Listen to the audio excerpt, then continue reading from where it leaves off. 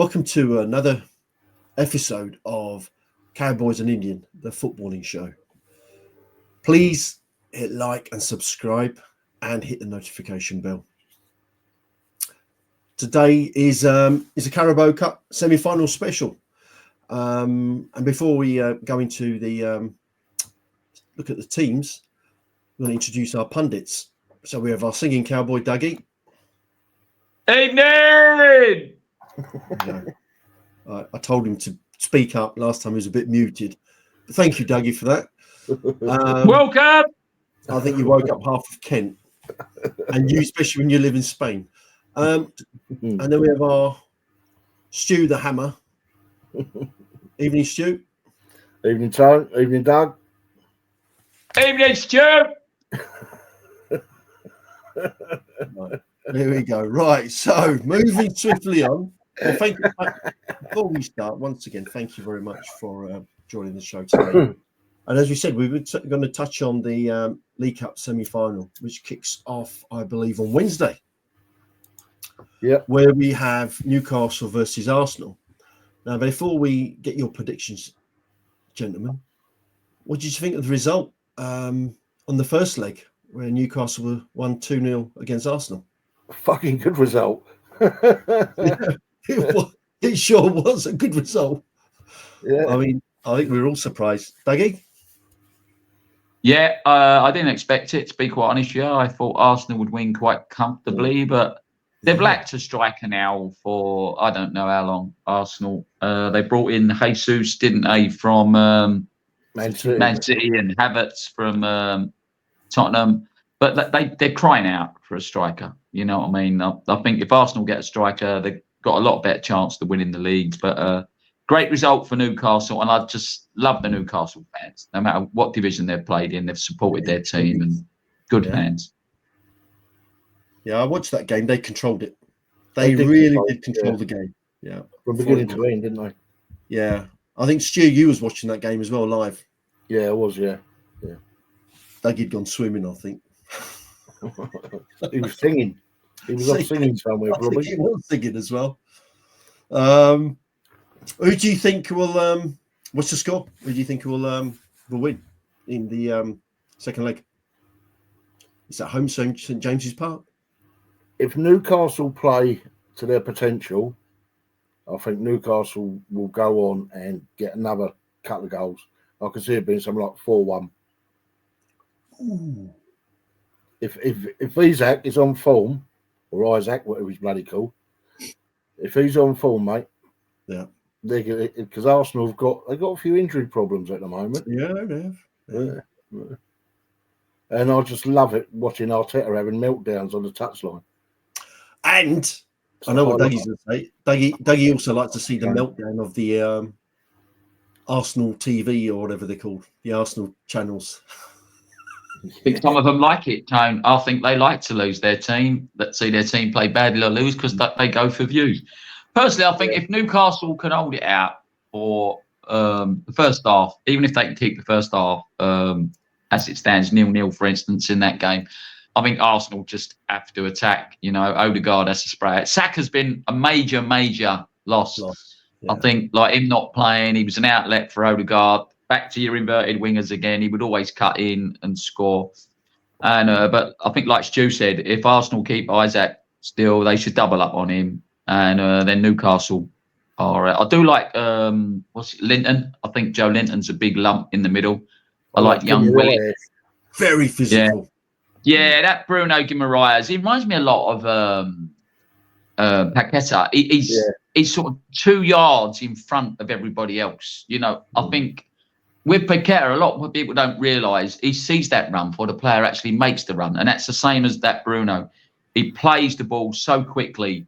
And, even like I said about Isaac, it's Mariah, Bruno, they got to stop. But great player. And he really knows how to play a ball very, very quickly. And Eddie Howe's got him playing well. But they lost 3-1 to Bournemouth when they didn't. And they also lost against West Ham, who was playing terrible at the time.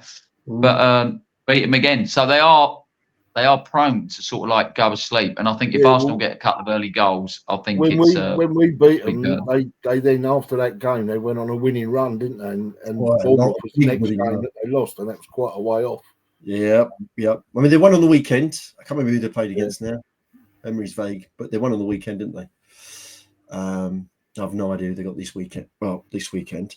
But possession or counter? Do you think? I mean, if it was me and I was their manager, I'd just give the ball to Arsenal and just counter them because they've got enough speed, pace with Isak, and they've got some great skill with Gordon, who can find a pass. So can that Bruno. He can find a pass as well. So they should soak up the pressure and then just get them on the break. Once they've got that third goal, then Arsenal's really in trouble. Yeah. I mean, if Newcastle score first, Arsenal won't be coming back from that. No, not at all. So I, just like you, gentlemen, at the end, I'd love a Newcastle to be in the final.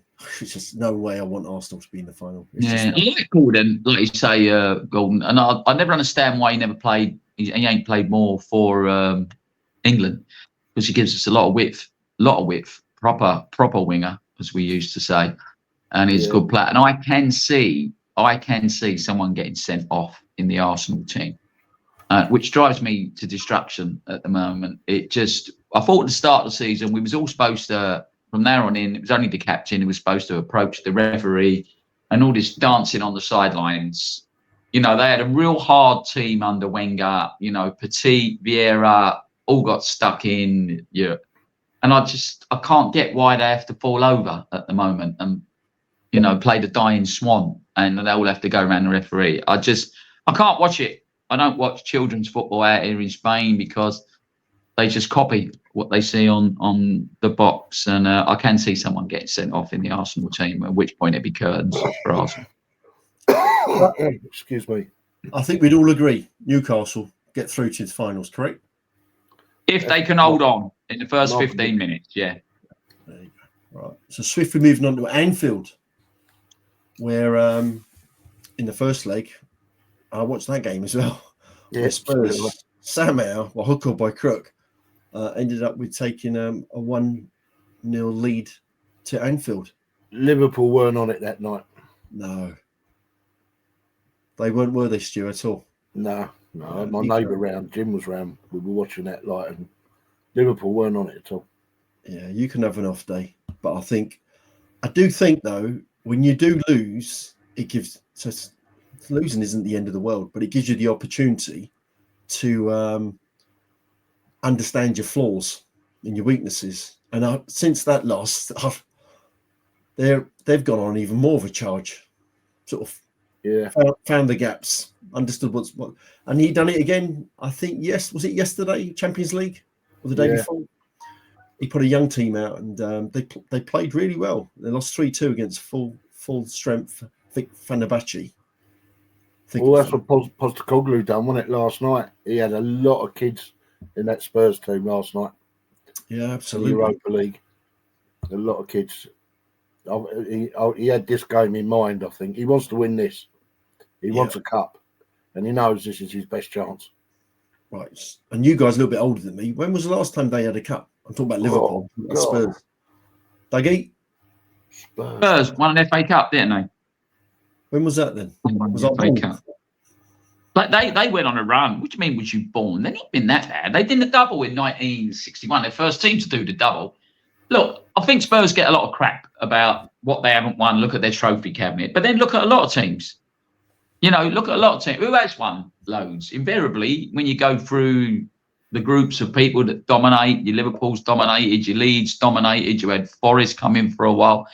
And it just happens. And whoever you are, whatever team you are at the beginning of the season, realistically, there's three things you can win. Yeah, you've got a chance in Europe, but it's either the Premier League, the FA Cup, and the League Cup. Early rounds, most teams now don't seem to care about the League Cup. But Postecoglou, this is super important. Not so much for Slot, because I think if they lose it, it won't make too much difference, because I think Slot would want to win the league. But I think for Postecoglou, this is massive, mate. Massive. He'll want the Champions League as well, Slot. Oh, yes. Oh, yes. So, in your predictions then, Do you think Liverpool will turn that around? Do you think the Spurs will capitulate? Unfortunately, yeah, I think they will. I think Liverpool have too much for them on the night. Especially, I just think they will. I think they come down to London and I think they'll run right. Yeah, they've got a better team. Yeah, you can't. Yeah.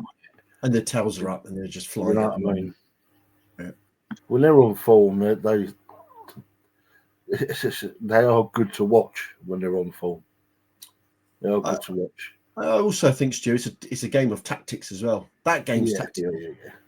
And Slot will be really thinking deep on how does he what's the best tactics against Postecoglou's team. But again, likewise, how does he stop conceding goals? Yeah. And exploit Liverpool where he can.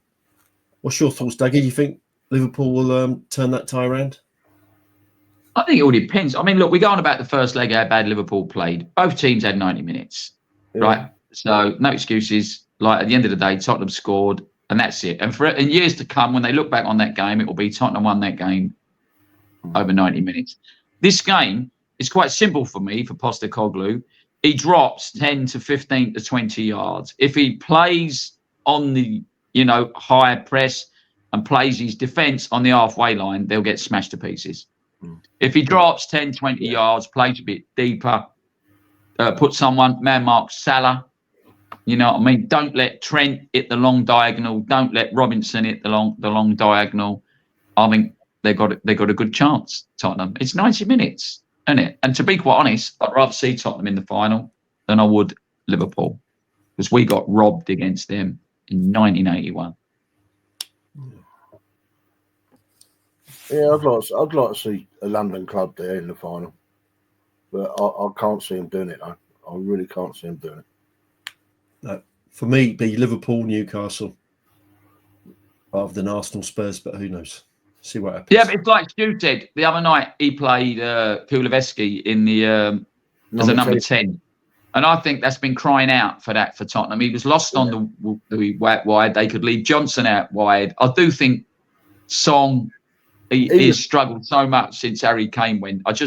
I think Harry Kane drew away the defence and it left room for Song, doing his runs down the left. And I think he's getting old now and they need to change. But I think Postecoglou will drop. They're crying out for a striker, just like a lot of teams are. Like we are. There's so many teams that want to strike. Who's that? I forgot his name now. My mind is blank this evening, gents. But they've got the guy they bought off Bournemouth. But he's injured, isn't he, at the moment, I think? Solanke. Yeah, he's out for a while, yeah. What was that buffoon from Brazil? Tall player. Richarlison. What happened to him? Richarlison. He's gone, isn't he? Well, he's still there. He's still there? I thought he'd gone. No. But the trouble is with him, he's always blown hot and cold. Cold, isn't it? Hot and cold. He's never really lit it up, you know what I mean? Considering he's a Brazilian, he's never lit it up, Yeah. His time at Everton, he didn't really, and he hasn't since he's been at Tottenham. I'll tell you, as the Brazilian who has lit the place up, is that Rafinha. That Rafinha went from Leeds to Barcelona. He has been amazing this season. Absolutely amazing. Yeah, I watched the highlights of them in the Champions League the other night. Right. So moving on from, basically, I've got a mixed bag here. Your head's are saying one thing and your hearts are saying another. So we'll just, and as West Ham's not playing in any of these semi-finals, it doesn't make any difference to me. So we'll see what happens over the week. Maybe we'll review back on our next show. But touching on League Cups, when you look at the past League Cups, what's a more memorable League Cup for you, Duggy? That takes you back. Oh, do you know, mate? I just said, from a young age, I liked football and used to always watch the games. Invariably, like you say, we didn't get many on the TV then. But my first ever cup final that I went to, my dad had a friend who was a referee, was a professional referee, and he won some tickets for the 1975 League Cup final. He didn't want them. So he said to me, Dad, would your boy like them? and he brought them home. And me and a friend from school, Stephen Barrable, when we went, and we said, right, whatever end we're in, we're going to support, you know. So we went, and it was Aston Villa and Nottingham Forest. So we ended up in the Villa end, or we used to call it the big end, because we always used to moan as West Ham fans that we was in A, B, C, D, E, didn't we? The tunnel end, where they always say you got more fans in the other end. And Villa won it 1-0. They got a penalty late in the second half. Winger Ray Graydon took the penalty. The keeper, he's going to do my head now. The Norwich keeper, his name is either Kevin Clean or Kevin Klein, and he pushed the ball onto the post. The ball come back, and Ray Graydon got the rebound and scored the winner. They won it 1-0. It's quite a peculiar thing, really. They were they're the only ever two teams that have appeared in a major cup final that weren't in the top division, where there weren't a top team at the top division. They was both in what we called the second division at the time, and they both did go up at the end of the season. Villa's manager, which is something else which is ironic, was Ron Saunders. I think you might remember Ron Saunders. Yeah. But in 1974, he went to the League Cup final with Man City, and he lost. And in 1973, he was the manager of Norwich and went to the League Cup final, and he lost. So he won it on his third attempt with Aston Villa. So I've always had a thing for Villa, where I just I always remember the fans and the songs they sung. You know what I mean? So it was quite good. Well, it's through Villa that we wear claret and blue anyway. We got donated a kit, didn't we? Yeah. Yeah, it was for a bet, wasn't it? It was. Yeah. It was a bet. He couldn't afford to pay his debt in cash, so he give West Ham goes a lot of claret and blue kits. Could be worse. We could have that pink Man City top, or we might have got that rubbish kit we wore when we won the Conference League. Looked like someone had slung a jug of fresh orange over the white top. Yeah. That was horrible, that, wasn't it? That orange on the bottom. Right. Yeah. Mate, I love tops, you know, and when I look back, football kits, I don't know, I always had a second team, you know what I mean? And I don't know why when I was younger, but my second team was Man City. And I liked the black and red striped top, a bit like, who's got it now? Bournemouth, isn't it? Yeah. Bournemouth. Yeah, I really like that kid. And I remember they had a bloke called Dennis Chewett, was a winger. And when I used to play football with my mates, you know, I was always Dennis Chewett. And they had Mike Summerby on the other side. You remember Mike Summerby?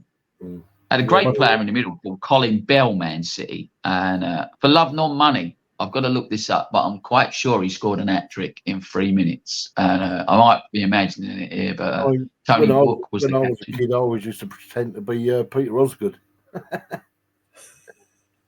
Chelsea.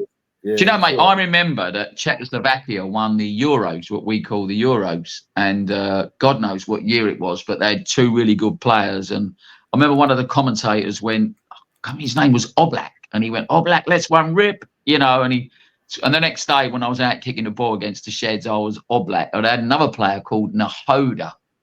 I don't know what year that was. I'll have to look that up, but I bet that was early 70s. Because must have been 72, mustn't it, or 76? Because the World Cup was in 74, wasn't it? Yeah, it'd be 76, wouldn't it? Yeah. I'll look it up. Next game we play, I'll look it up. Oh, mate. And West Ham's, of course, in 1980, Tone, when we got absolutely stinkingly robbed in 1981, the 80-81 season. Yeah. You reminded me of Uncle Albert from Only Fools and Horses, and, you know, back in the war. Back in the war.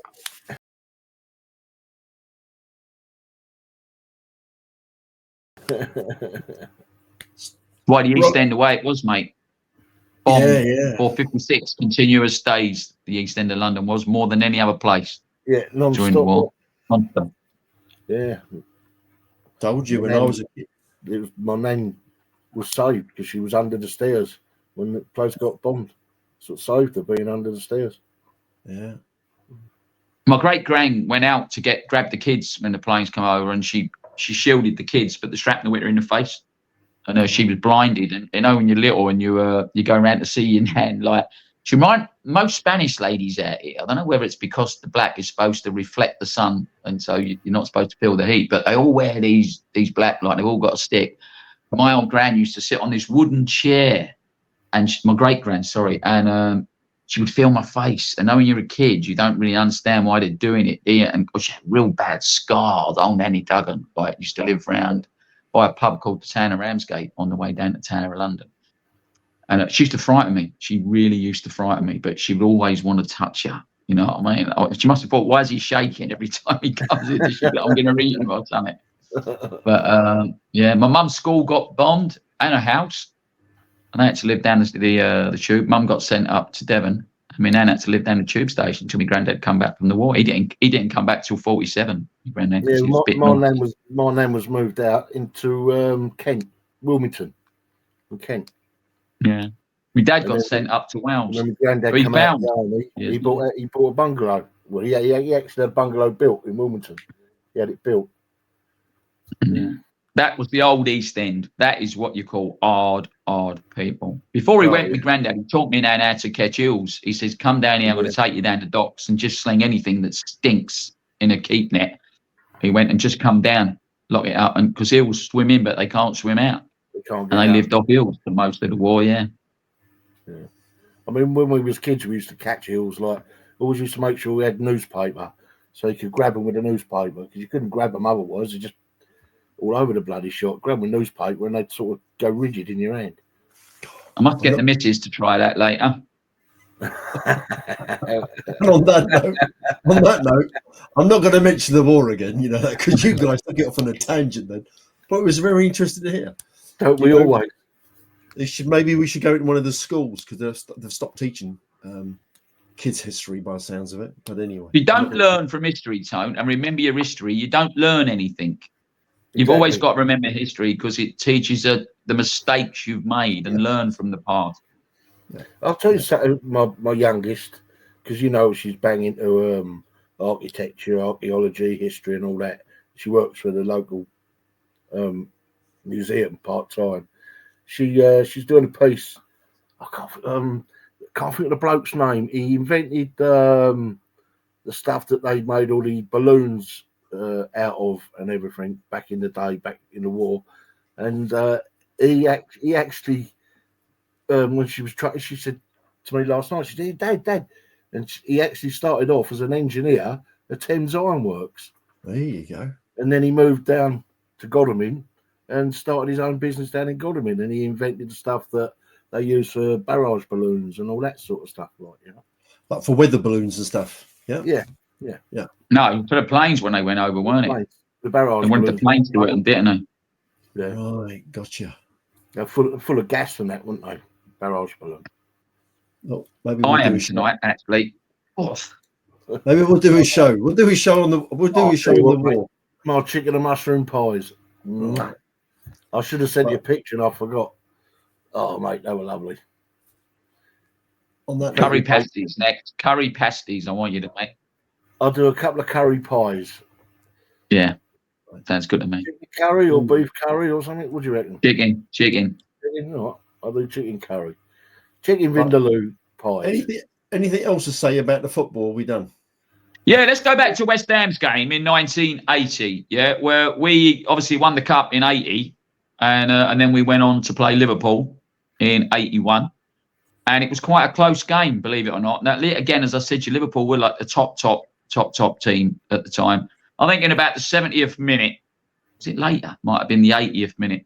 They had a player lying down injured in the box called Sammy Lee. And they had a player called Alan Kennedy, who was about 10 yards outside the box, and he hit one, quite a low, spinny shot. And Sammy Lee ducked his head at the last minute in an offside position, and the ball went over his head, and Phil Parkes didn't see it because Sammy Lee was in the way. And there was a Welsh referee at the time, was mega. Sure Sammy Lee would have to duck his head because he was only little anyway, wasn't he? Yeah, he did. And the referee was Clive Thomas. And they went 1-0 up, and there weren't long left to go, and we got a corner. Took it out. Alvin Martin said, "Stick it on my head." And they put the ball over onto Alvin. He headed it, and they had a player called Terry McDermott, another good player, played for England as well. He jumped like that in the right-hand corner of the goal. And Clive Thomas gave a penalty. But the game was over. So he says, the game's over, you take your penalty, and it's finished. And he come on. We had a player called Ray Stewart at the time who very rarely missed penalties. He was the most expensive teenager at the time who had ever been sold from Scotland when we bought him. Anyway, he put the ball away and made it 1-1. The game was over. And that was kind of how great the Liverpool fans are. But they hadn't lost. They went up to the Royal Box, shook hands. When they come down, the Liverpool end was empty, completely empty, even though they hadn't lost. And their players walked around. There was no one there. The West Ham, I was actually crying at that game. And we clapped the Liverpool team and we clapped the West Ham team. And then we played them in a replay up at Villa Park on the Wednesday. Well, we lost 2-1. And we went 1-0 up early. We had an old Tottenham player flew down the wing and he boshed it over, Jimmy Neighbour. And Paul Goddard, who we got from QPR, young blonde-haired lad, good striker. He headed it in. But they was really, really good team. And Kenny Dalglish equalised. And then late in the second half, Alan Hansen got an header. That sort of one of those that just crept over the line. But that's one at the end of the day, great game. Great game. Real great game. BBC, I thought I ain't watching him. Yeah. But we got there. We got to the final, which is the main thing. Yeah. Right, well, on that note, we'll wrap it up.